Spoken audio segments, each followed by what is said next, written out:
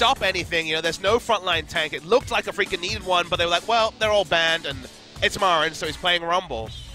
This is going to be a fun one. It's going to be definitely Smeb in the top lane with the pressure advantage early, but you get an early gank onto the Rumble, and all-in potential is certainly there onto the Jace. It can unravel pretty quickly, but observers, if you can hear me, look at the top lane, please. Normally we say the opposite, but I think it's time to go ahead and take a peek at this, But they can slow down because Ivern, of course, has the most creative options at level 1 in the early pathing. You have to think that KT are going to be looking for the 3 buffs, so we might have to skip out on listening to the crowd intros just because we need to really track how they open this game, because both teams are aware that Ivern is going to want to really try for the 3 buff, and the defense and also the offense in terms of pathing early will be really fun to track. Oh boy, well this just turned into a pretty spicy one here, Papa Smith. We knew fun? that this was going to be a very hyphy set, but this just blew it out of proportion. When the history is working with the current storylines, is working with the champion select, everyone's hyped. The stars have aligned, but let's not waste any more time. Ladies and gentlemen, I know you want to see it just as much as us here on the desk, so let's go ahead, get on to the riff. KT Rolster versus Afreeca Freecs, Game 1. Option for Mowgli, who's still level 2 at 4 minutes, is to counter jungle against pushing lanes in the mid lane. Yeah, getting jumped on. Mowgli is waiting here in level the wing, 2, though. But that's going to be the throw out on the root caller. Will not find it. Pawn goes low, might actually die. There we go. That's going to be the dissonance coming through from Koro. Comes up with the first blood. Meanwhile, Mata roaming his way up. Score's going to find an answering kill.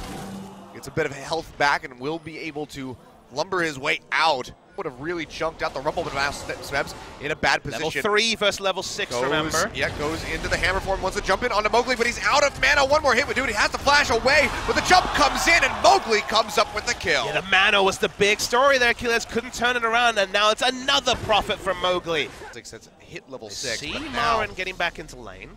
Did you spot him out? Smeb coming here on the backside. Here comes Score. Marin, how does he play this? He's already overheated himself, and Pawn is in tow. Came in with a Realm Orb. Going to lock him down under the turn. Smeb tanking up for now, swapping over to Pawn, and there's just nothing you can do in that situation. Marin knows better than to blow the flash, so he'll just go ahead and die, but that does give first Dragon over to Afreeca Freecs, albeit a Cloud Drake. As Marin roams down, so look at the Summoner spell out of him, but meanwhile in bot lane, Score. Daisy! Oh, he's got to flash over the wall. Daisy's here to help. Heal comes out from Kraber to try to keep him alive, but Daisy, she can take up that turret for quite some time. Score comes up with the kill. The assist will go over to Deft and Mata. Meanwhile, Pawn still getting paid some attention here by Marin. Won't come up with much of anything in KT. Meanwhile, on the bottom side, they'll go ahead and knock out that first turret, get a nice burst of gold. Seems like Score has a very good rapport with Daisy. We've definitely seen Daisy do some derpy things in other regions, but so far, Korean Ivern, and specifically the Ivern-Daisy relationship's been a higher level than we've seen elsewhere. Score is enemy jungle CS that KT picked up, given they've been farming every lane. Going in. Oh, gets popped over the wall by the blast cone. Wards come down. Mowgli's here to try to pick him up, and looks like Pawn might just be way too far forward. Doesn't have a flash. He's trying to kite back as best as he can. He'll get that shield coming through from the trigger seat. Now, Smeb TP's in, looking for Mowgli. Already used the hop, knocks him back down the lane at an angle, takes him down to half HP. The root caller comes through, and Pawn will pick up a kill. 4-2 KT. Seems like KT might be okay to go ahead and keep stuck up into this mid. Smeb's going to get jumped on by Mowgli. Big isolation damage coming through. Smacks him away. Ace in the hole comes through, but it's not going to be enough to kill him. The command protect comes through from Koro. He'll stay alive for a bit longer. Kramer does get rooted over the wall, but it's enough, not enough to take him out. He will stay alive. You can see Afreeca, they have to expend a lot on this wave to keep the turret up. Bullet time down for Tucson. Yeah, but overall, won't find much. Big redemption heal will come through. Pawn back up about 50%. The bullet time's going to get opened here by Tucson. The caller connects onto him, but they don't want to dive underneath the tower. Now Mata going low. Equalizer coming down, burning away his HP bar. Realm Warp comes through, and it looks like Smeb's the only one to take that one out. Yeah, such an oppressive siege, and it's ult dependent for Afreeca stopping these sieges. You're going to have bullet time just to clear out minions for this situation. And when they chicken tree camps, it's Smeb and Marin are fighting. Oh, yeah, that's going to be the Zonia's coming through. Smeb jumps over the wall, but Mowgli follows suit, and he'll come up with the kill. This is tacked on for the Rumble. 0-1-2 so far for Mar. 2-1-1 for Mowgli. Very strong debut for the rookie, and that's really been the tale here for our rookie junglers so far this split. This mid lane one is the one that's eluded them. Bullet time's up, equalizes up. It's getting low. There's equalizer. It's going to be the Ash Arrow coming through. Finds Score. He gets jumped on immediately, flashes away.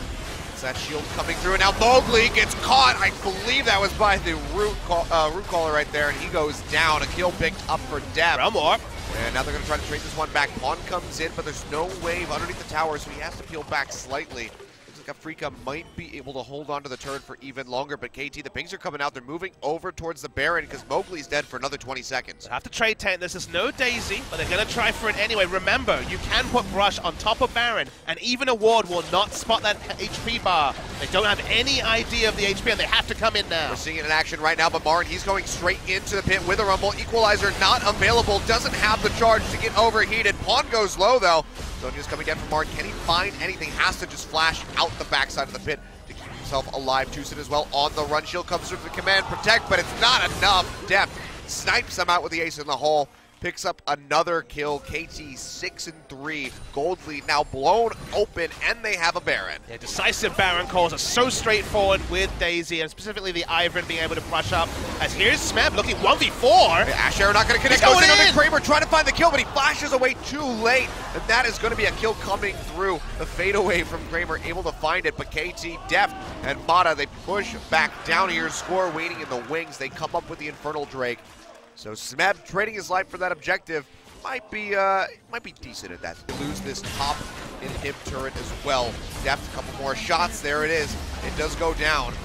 And now, can they net themselves this second inhib? Ash Arrow comes through, finds Smeb, but he gets a nice shield coming in, the heal from the Redemption to keep him alive.